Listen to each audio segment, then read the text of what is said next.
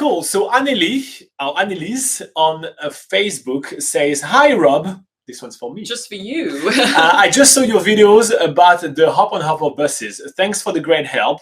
Your website is awesome and helpful. I have a small question. I read that the InterCity coaches are for the travelers who have more time, especially the Flexi passes. Do these buses drive slower or make more stops? Do the InterCity buses take longer from A to B compared to hop on hop off? I have 4 weeks for the whole of New Zealand. Do you recommend a Flexi pass or a travel pass?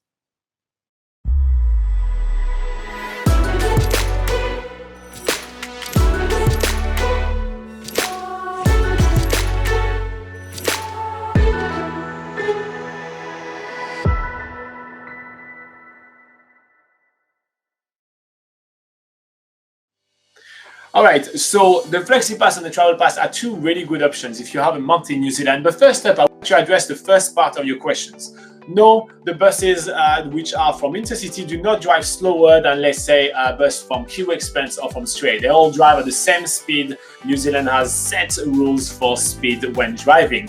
They don't necessarily take more time from A to B. They do have a few stops here and there, but because hop on hop off buses make like kind of a guided tour out of every single day, usually from going from A to B, it's actually going to be faster to use a bus like InterCity than a hop on hop off bus if you are looking at just the raw time. For example, if you were to drive from Auckland to the Coromandel Peninsula, it will take you a whole day, let's say starting at 9 and arriving at like, let's say about 4 at your destination with a hop on hop off bus, but it will only take you about 3.5 hours when you are taking an InterCity bus. So it actually is faster to use InterCity bus. They're also a little bit cheaper. So that's kind of one of the main questions. Now for 4 weeks, Laura, would you recommend using an InterCity bus pass or would you recommend using a hop on hop off bus pass? I think for 4 weeks, hop on hop off bus would be, I think that would allow you to stretch out that travel a lot longer. Like Robin says, the actual each. You said hop on hop off? Yeah, for longer. Okay. Oh, you meant I meant InterCity. Yeah. Okay. Let's just that because I don't think that's what you meant. Okay. So for 4 weeks, what would you recommend? Yeah. So for 4 weeks, sorry. I would definitely recommend taking one of the InterCity bus passes, such as the Flexi Pass. But we will go through what the difference is between their Flexi Pass and their Travel Pass. So the Flexi Pass works in basically you decide on your itinerary. The Flexi Pass gives you a set amount of hours that you travel on the bus. This could be up to 30 hours, 60 hours. This is basically, it's sort of like your credit for InterCity, and you basically get to choose which journeys you're taking. So you get to book your journey from A to B everywhere around New Zealand, and that's really the good option for someone that wants to travel on a budget but also decide on their own itinerary. And how that's different to the Travel Pass is that the Travel Pass with InterCity actually takes you on a set route around the country. So it kind of works in a similar way to the hop on hop off buses, where they have a set route around New Zealand and they only follow that route. Well, the Travel Pass actually also just takes you around a set route around New Zealand. And with the Travel Pass, you do have multiple options. There's usually sort of 5 days in the North Island or 10 days in the South Island, or they'll do up to about 20 to 30 days going around the whole of New Zealand. So that's good if you are a little bit unsure of where to go, if you don't really want to plan your own itinerary. The Travel Pass is a really good option as well. But for 4 weeks, there's probably not a Travel Pass that's going to last that long.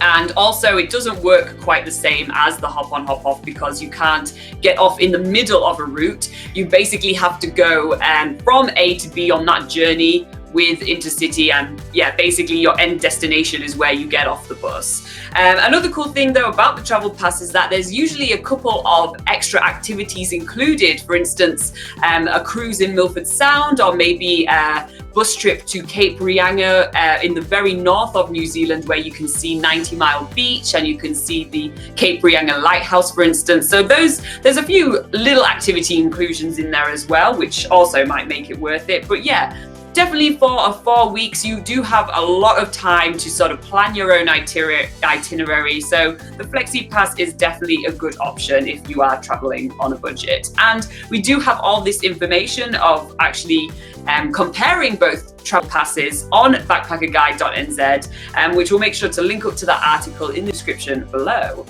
All right, so just to recap, because it gets pretty confusing. I mean, Laura just got herself confused at some point. So Hop on Hop Off buses have one route, and then when you buy a different pass, you get an access to certain part of that route, and that is it, all around the country, and that is basically it. This is why we don't necessarily recommend it to you for 4 weeks. Now, the InterCity has a nationwide network. They connect almost every cities around New Zealand, so it's a really big grid of buses. If you buy a Flexi Pass, you basically buy a certain amount of credit to use on this entire grid, and you are in charge of how you want to spend them, which gives you plenty of flexibility, hence the name Flexi Pass. If you are using the InterCity Travel Pass, it's basically set routes within the entire network that will allow you to travel around. The InterCity network also does include, on any of their passes, they include the ferry crossing as well. It's either part of the credit that you're spending, or it's already included in the travel pass itself. So that's basically how to compare them, and that's why our recommendation for you for 4 weeks, and it looks like you want some flexibility, is to go for the Flexi Pass. So you just buy, let's say your 150 hours, and then you spend them, and as you go through the site, it will tell you how many hours this is this and that, and this is how you're going to get the best value for money when traveling around New Zealand for 4 weeks and backpacking, in our opinion, obviously. Yeah, and one more thing to add, actually, if you do end up buying too many hours, because obviously you want to buy as many, you probably want to buy a bit too many hours in case that you obviously want to travel a lot around New Zealand, but if you end up not actually using all your hours, you can actually give those InterCity hours on your Flexi Pass to someone else. So what a lot of people do when they come to New Zealand at the end of their trip, if they do have some hours left, they go onto the backpacking Facebook groups, which we actually have quite a couple ourselves, and we'll make sure to link to those in the description below. But you can actually post on those backpacking Facebook groups and see if anybody wants to buy the hours from you. Obviously, you're not going to get a huge amount of money from it, but it's basically a way to 20 bucks.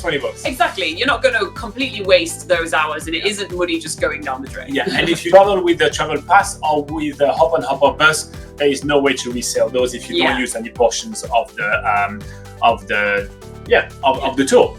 All right, so plenty of links for you in the description below, so make sure to scroll down a little bit, open the description, and see everything that we compiled for you. And obviously, if you do find this video useful, make sure to like and subscribe. It helps us support everything we're doing, and it's pretty awesome.